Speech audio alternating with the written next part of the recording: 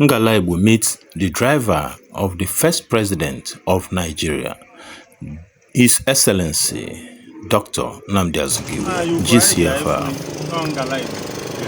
This encounter with Mr. Maduka Nduagoba from Ogidi in the Idemili North local government area of Anambra State, Nigeria, was indeed one of its kind.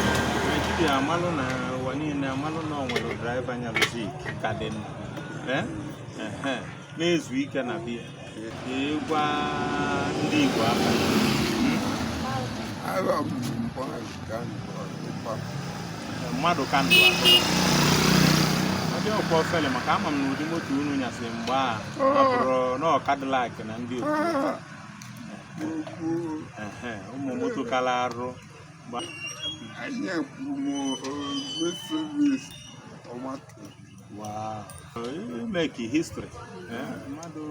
Nyaluzik, ya bro fecha. I am Udimoti na anya ziki we say the anya bam. Iwe anya bia nyate anya aka. Nyanya in the 70s but a problem. I can imagine myself with the Maduzik, a politician of that caliber. Makana Ziki bu ebo owo ya na akpa na ya bu nnekwu makana onye na-amara mana egbe ada ebe na maụma egbe bụ oji ka ọ na-achọ n'ebe nnukwu ebe Austin mba ekwe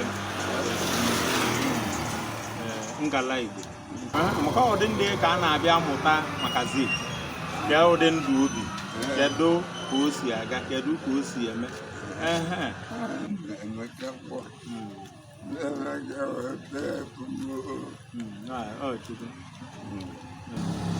mana egwu adị mgbe ahụ egwu adịrọ nọ ya na-egbowa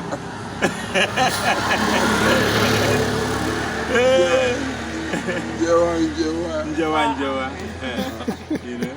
maka mgbe a egbazi ụdị a ụmụaka na-anọchisi ụzọ ụfọdụ ajụ na aya gara ma ekporo ọkpa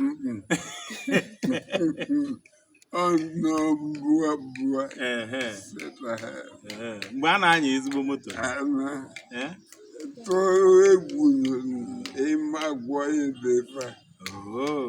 maka ihe awụ nda kedu onye bụ moto aga ọ ga-ebu moto aga oyibo akpụrụ mmadụ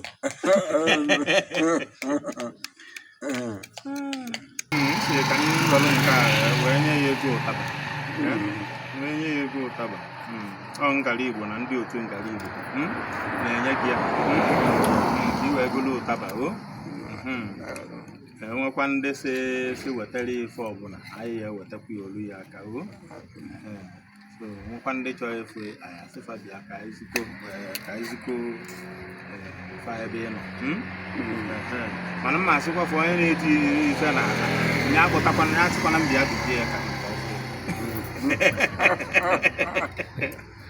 nye asịkwana m bịa bibie ya ka ọfụ adịa ụdị mmadụ ya bụ drivers ọ dị izi ije afụ drivers